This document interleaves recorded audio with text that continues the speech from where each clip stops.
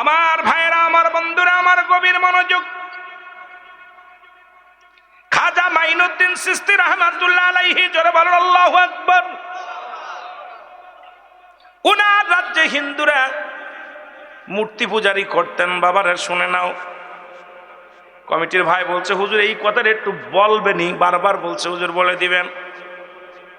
খাজা মাইনুদ্দিন চিশতি ওই বাদান রে, ভারতের মধ্যে যিনি চিশতিয়া দরবারের মুরিদ যারা আছেন শুনেলেন, ওনার ভক্তরা অনেক। মুসলমান শোনো, তৎকালীন জামানায় যারা মূর্তি পূজারি করতো, যারা আমরা বলি ঠাকুর, তখন তারা বলতো পণ্ডিত। কি বলতো?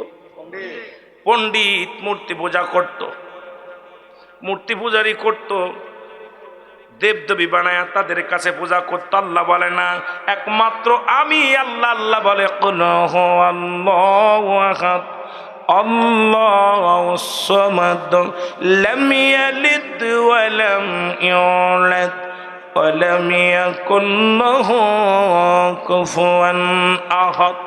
জোরে জোরে চিল্লায় বলা যাবে না আল্লাহু আকবার। আল্লাহ ডাকতে বলে, হাবিব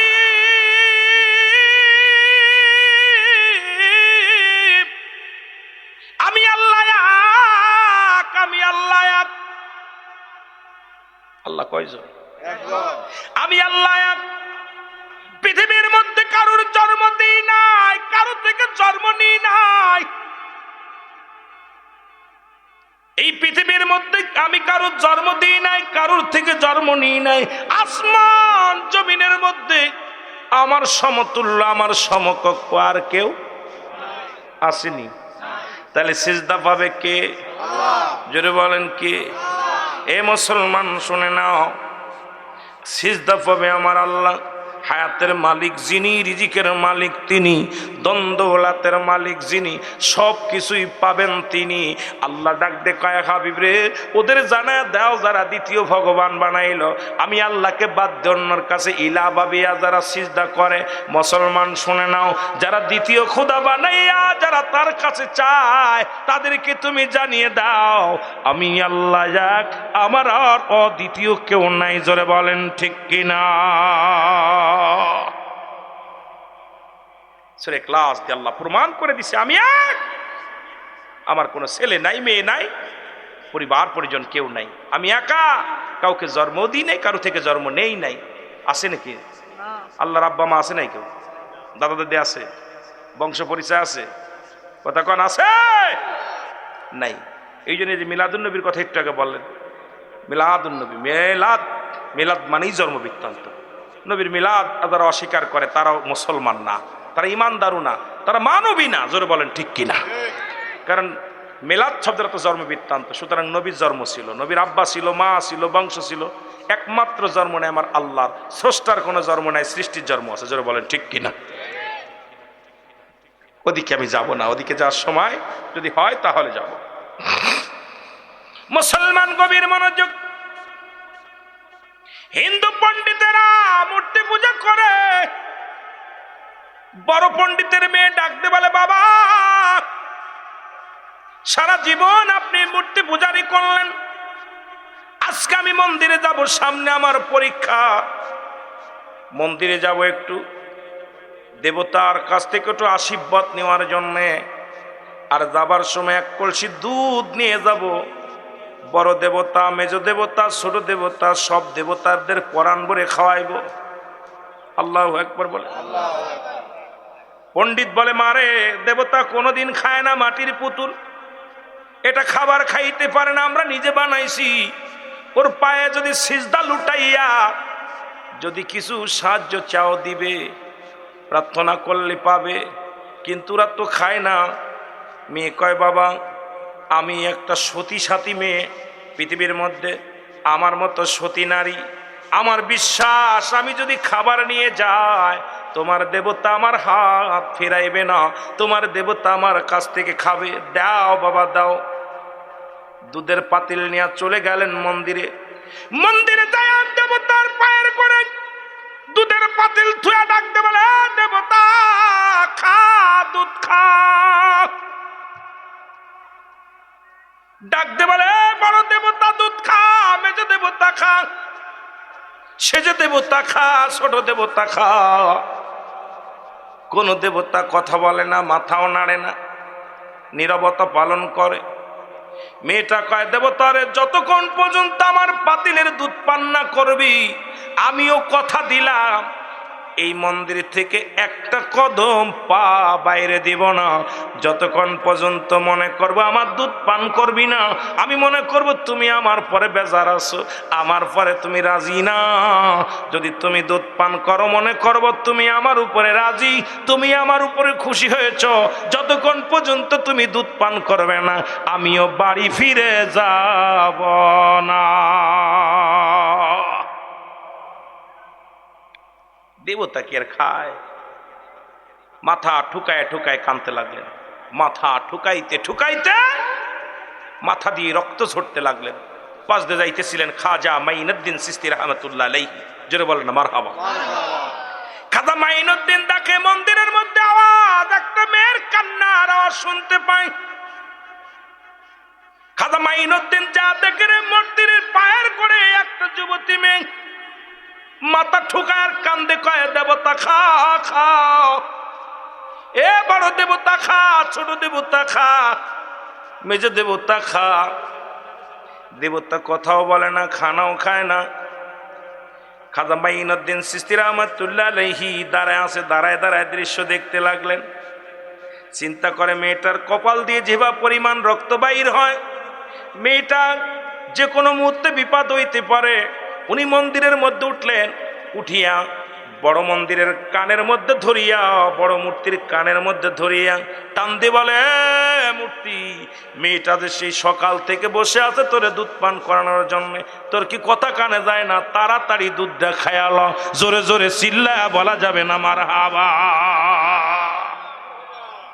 বড় দেবতা বলছে, হুজুর খাচ্ছি খাচ্ছি খাচ্ছি। সুবহানাল্লাহ কইতেন নি? আল্লাহর ওলিদের পাওয়ার কেন ওলি আল্লাহদের কথা বলি হোক। আমরা তো নবী রাসূল পাই নাই, ওলি আল্লাহ পেয়েছি তাদের জীবনেই পড়ে যেটুকু পেয়েছি, ওর থেকে নবীজির ভালোবাসা বেশি বেশি পেয়েছি। যেটা বলেন ঠিক কিনা?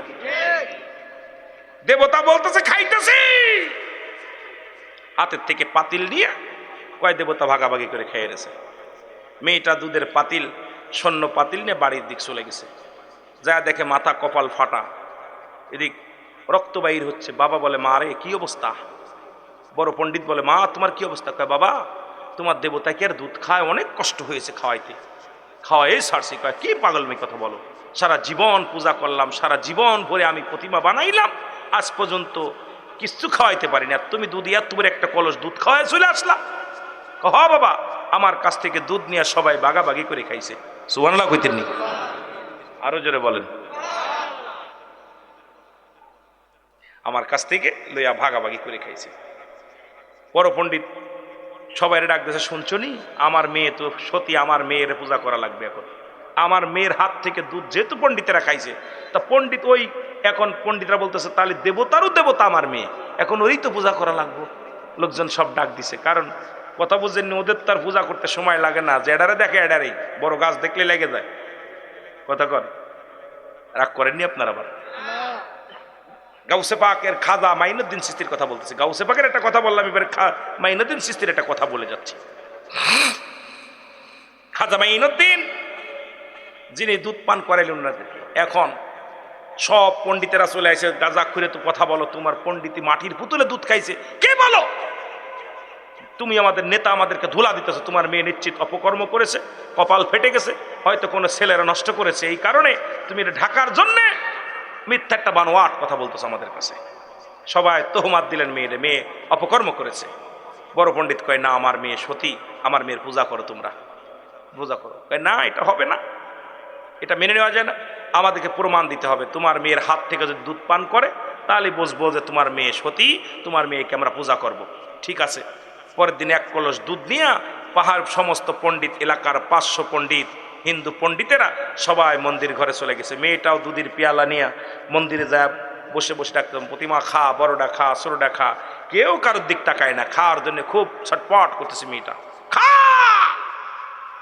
কিন্তু কোন দেবতা তাকাও না, কথাও বলে না। মেয়েটা ডাকতে বলে, বড় মূর্তি রে, দুধ পান করে লা। মেজ মূর্তি দুধ পান করে লা, ছোট মূর্তি দুধ পান করে নাও। সাধনা করে দুধ নিয়ে আসলাম, একটু পান কর। দেবতা কোনো কথাও বলে না, মাথা নাড়ে না। এমন সময় মেয়েটার মনে পড়ে গেল, আমার দ্বারায় কাজ হবে না। গতকালকে যিনি ওই আল্লাহর ওলি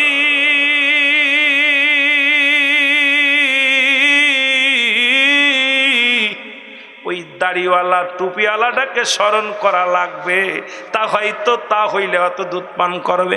ডাকতে বলে, দেবতারে দুধ কি পান করবি নাকি ওই হুজুরের ডাইকা নিয়ে আসবো? জোরে জোরে চিল্লা বলা যাবে না মারহাবা।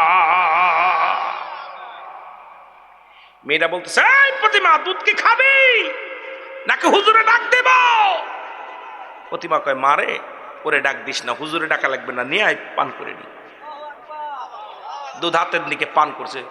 সবাই পণ্ডিতেরা সবাই আশ্চর্য হয়ে গেছে, কে সেই হুজুর যার ভয়ে দেব তার মুখ খুলে গেছে?